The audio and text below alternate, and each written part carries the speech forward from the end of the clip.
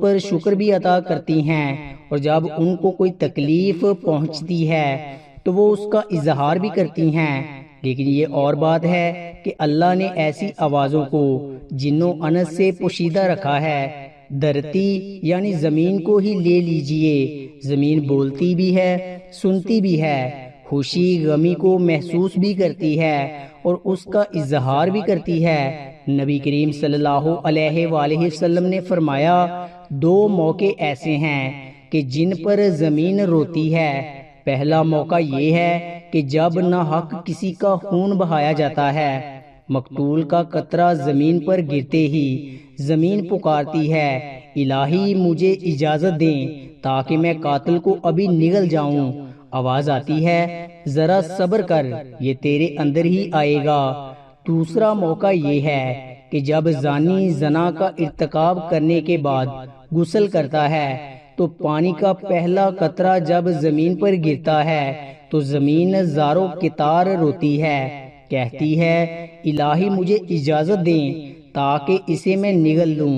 آواز آتی ہے، تھوڑی دیر صبر کر، یہ تیرے پاس ہی آئے گی۔ زناکاری ایک بدترین لعنت، ذلت پستی کی علامت ہے، آنے فعل اور جرم شنی ہے۔ اس کا مرتکب وہی شخص ہوگا جس کے دل میں خوف خدا، عذاب آخرت کا ڈر، آیات قرآنیہ اور احادیث نبویہ کا پاس نہ ہو، اپنوں اور غیروں میں اپنی ذلت اور رسوائی کا اندیشہ نہ ہو، اور وہ نہایت ہی بغیرت اور بے شرم اور بے حمیت جس کی انسانیت حیوانیت سے مغلوب ہو چکی ہو، اس جرم شنی اور حرکت قبیحہ کے ارتکاب کا مجرم ہو سکتا ہے۔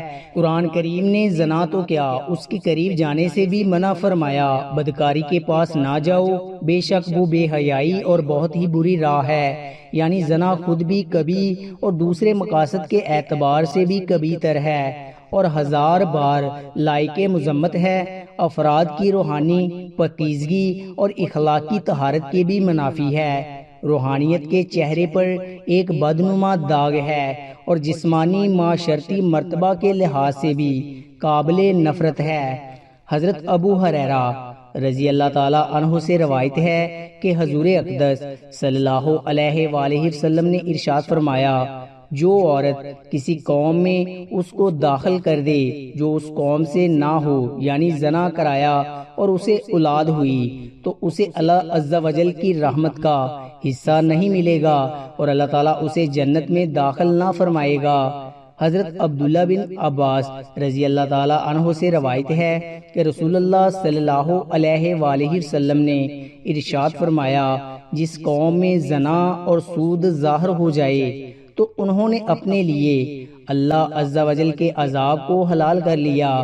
حضرت عمر بن عاص رضی اللہ تعالیٰ عنہ سے روایت ہے کہ نبی اکرم صلی اللہ علیہ وآلہ وسلم نے ارشاد فرمایا، جس قوم میں زنا ظاہر ہوگا وہ قحط میں گرفتار ہوگا، اور جس قوم میں رشوت کا ظہور ہوگا وہ قوم گرفتار ہوگی۔ حضرت بریدہ رضی اللہ تعالیٰ عنہ سے روایت ہے کہ رسول اللہ صلی اللہ علیہ وآلہ وسلم نے فرمایا، ساتوں آسمان اور ساتوں زمینیں بوڑھے زانی پر لعنت کرتی ہیں۔ زانیوں کی شرمگاہ کی بدبو جہنم والوں کو ایذا دے گی۔ نبی کریم صلی اللہ علیہ وآلہ وسلم نے فرمایا، زنا سے 6 باتیں ظہور پذیر ہوتی ہیں، 3 دنیا میں، 3 آخرت میں۔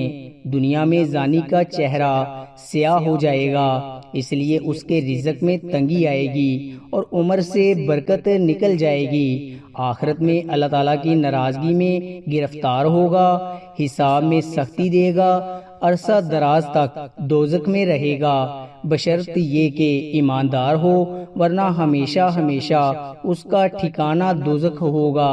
نبی کریم صلی اللہ علیہ وآلہ وسلم نے فرمایا، جو کوئی آزاد یا غلام عورت سے زنا کرتا ہے اس کی قبر میں 20 لاکھ سوراخ کر دیے جائیں گے، جس سے سانپ اور بچھو اور آگ کے شعلے اس پر حملہ آور ہوتے ہیں اور وہ اسی طرح عذاب میں مبتلا رہتا ہے۔ نبی اکرم صلی اللہ علیہ وآلہ وسلم نے فرمایا، 3 قسم کے آدمیوں پر اللہ تعالیٰ نظر رحمت نہیں فرمائے گا۔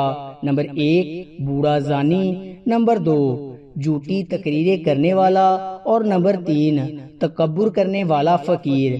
آپ صلی اللہ علیہ وآلہ وسلم نے فرمایا زنا سے 80 سال کی نیکیاں برباد ہو جاتی ہیں، اور دوزخ میں ایک کنواں زانیوں کے لیے تیار کیا گیا ہے جس میں انہیں عذاب دیا جاتا رہے گا، اس کا نام حاویہ ہے، اور اسے اگر ایک ذرہ نکال کر دوزخ کے دوسرے حصے میں ڈالا جائے تو وہ اس سے جل جائے۔ کسی انسان کا قتل کرنا کتنا بڑا گناہ ہے۔ احادیث سن لیجئے۔ حضرت ابو سعید خدری اور حضرت ابو ہریرہ رضی اللہ تعالی عنہ سے روایت ہے کہ حضور نبی اکرم صلی اللہ علیہ وآلہ وسلم نے مومن کے قاتل کی سزا جہنم بیان کرتے ہوئے ارشاد فرمایا اگر تمام آسمانوں اور زمین والے کسی ایک مومن کے قتل میں شریک ہو جائیں تب بھی یقیناً اللہ تعالیٰ ان سب کو جہنم میں جھونک دے گا۔ قتل و غارت گیری، خون ریزی اور فتنہ فساد اور ناحق خون بہانا اتنا بڑا جرم ہے کہ قیامت کے دن اللہ تعالیٰ ایسے مجرموں کو سب سے پہلے بے نقاب کر کے کیفر کردار تک پہنچائے گا۔ حضرت عبداللہ بن مسعود رضی اللہ تعالیٰ عنہ بیان کرتے ہیں کہ حضور نبی اکرم صلی اللہ علیہ وآلہ وسلم نے خون ریزی کی شدت بیان کرتے ہوئے ارشاد فرمایا کہ قیامت کے دن سب سے پہلے خون ریزی کا فیصلہ سنایا جائے گا۔ حضرت عبداللہ بن عمر رضی اللہ تعالیٰ عنہ سے روایت ہے کہ نبی کریم صلی اللہ علیہ وآلہ وسلم نے باہمی خون خرابہ اور لڑائی جھگڑے کی تباہ کن نتائج سے خبردار کرتے ہوئے فرمایا کہ قتل و غارت گیری اتنا بڑا جرم ہے کہ اگر کوئی فرد یا طبقہ اس میں ایک مرتبہ ملوث ہو جائے تو پھر اسے اس سے نکلنے کا راستہ نہیں ملے گا۔ حضرت انس رضی اللہ تعالی عنہ سے روایت ہے کہ آپ صلی اللہ علیہ وآلہ وسلم نے ارشاد فرمایا بڑے کبیرہ گناہوں میں سے ایک کسی جان کو ناحق قتل کرنا ہے۔ کسی مسلمان کو ناحق قتل کرنے والا قیامت کے دن بڑے خسارے کا شکار ہوگا۔ حضرت ابو بکر رضی اللہ تعالی عنہ سے روایت ہے کہ نبی کریم صلی اللہ علیہ وآلہ وسلم نے ارشاد فرمایا اگر زمین و آسمان والے کسی مسلمان کے قتل پر جمع ہو جائیں تو اللہ تعالیٰ سب کو اوندے منہ جہنم میں ڈال دے گا۔ اللہ پاک ہمیں نیک اعمال کرنے کی توفیق عطا فرمائے اور ہمارا خاتمہ ایمان پر فرمائے، آمین۔ کامنٹ باکس میں ایک بار آمین ضرور ٹائپ کریں۔ شکریہ۔